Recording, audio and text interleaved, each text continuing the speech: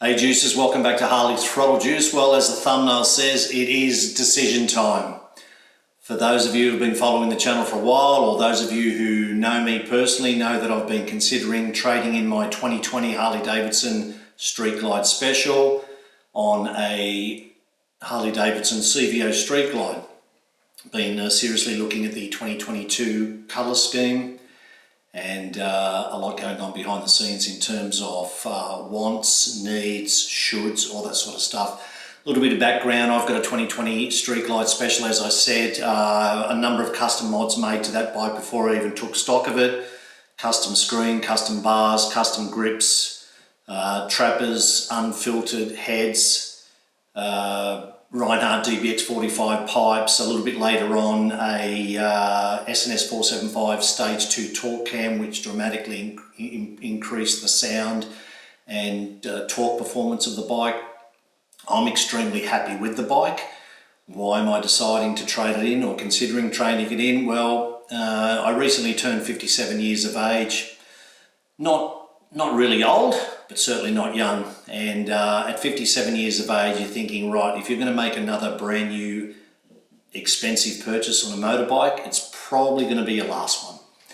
So all of that's been going on behind the scenes in terms of a decision.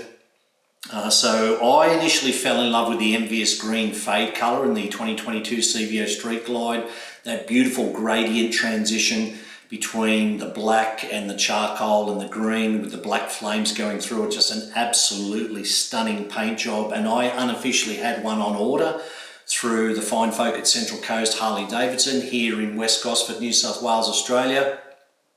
While we were waiting for that one to come in and for me to make an ultimate decision on it, I started falling in love with the steel blue colour in the 2022 CVO Street Glide.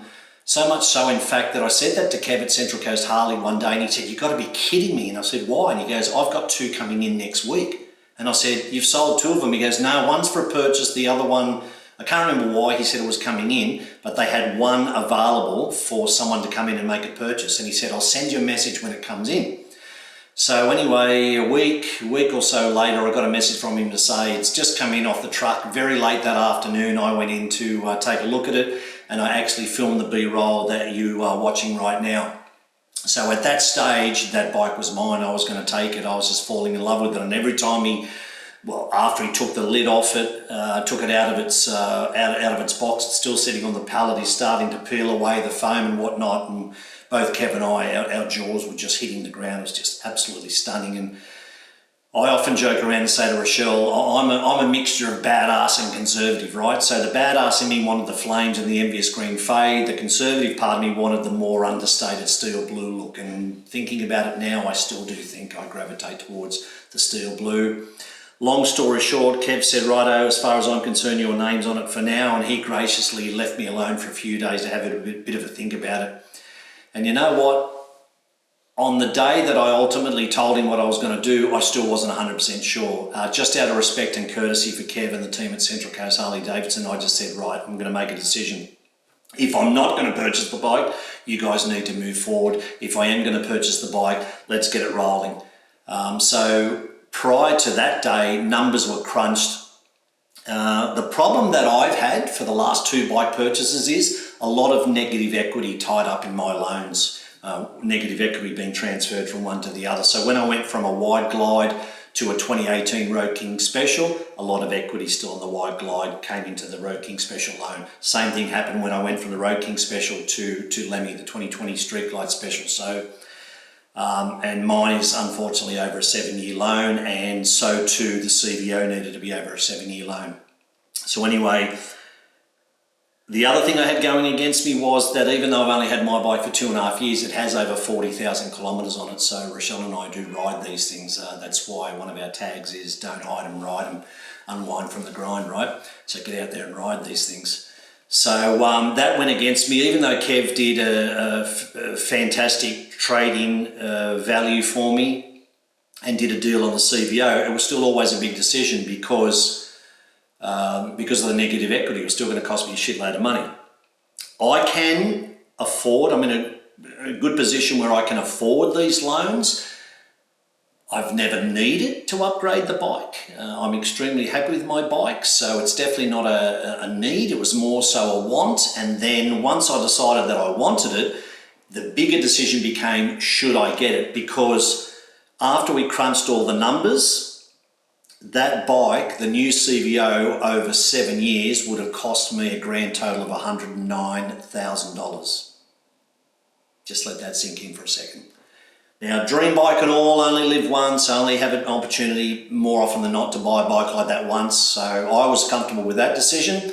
And there were a number of times where I said, I'm going ahead with this. I'm just going to jump in the deep end and do it. And then another voice would kick in and say, should you really be doing that? And it's not like you've got a shit box in the garage or you don't even have a bike and you want to jump in. So go in balls deep, right?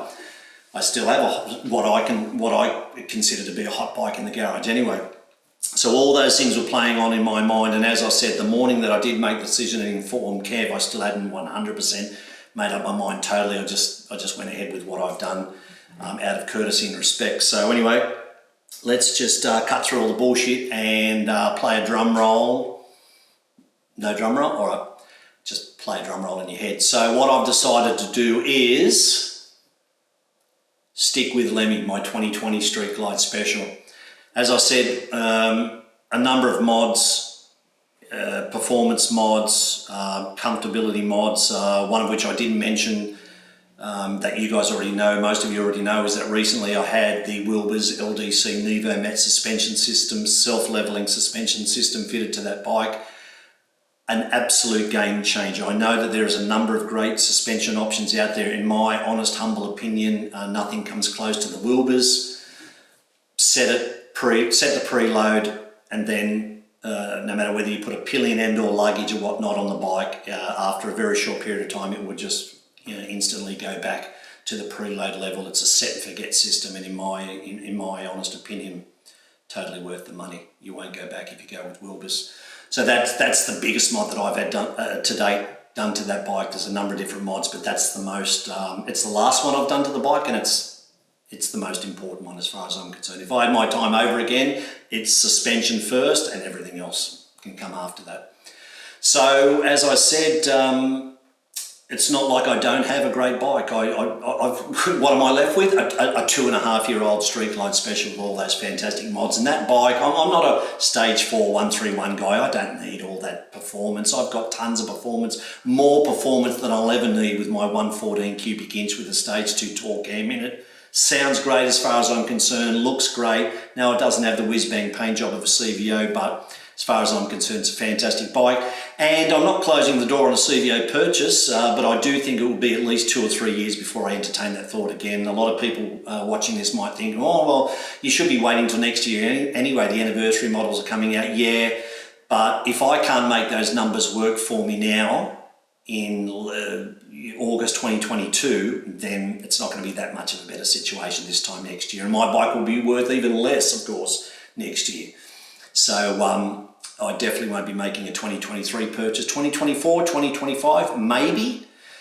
But moving forward, I may just continue to just be more than happy with what I've got. But time will tell. Anyway, thanks for letting me ramble on and explain to me why I've done what I've done. One of the reasons why I'm doing it is to just stop all the speculation and also respond to you guys, because you guys often make comments on Instagram or YouTube in relation to potential purchases for me. So sorry to disappoint you, all you CVO fans like Eric from Kraken's Garage and Pete from Artist On A Harley, who were really looking forward to me joining the CVO family. We do have a CVO in the family. Rochelle's got a 2019 CVO Street Glide named Stevie, so I'll just jump on that every now and again. After it gets a Wilbur suspension upgrade, I ain't getting on it anymore until it does that. Anyway, thanks for watching, thanks for listening. We appreciate your support for our humble little channel, and we'll catch you next time. Harley Throttle Juice. Peace out, guys. Bye.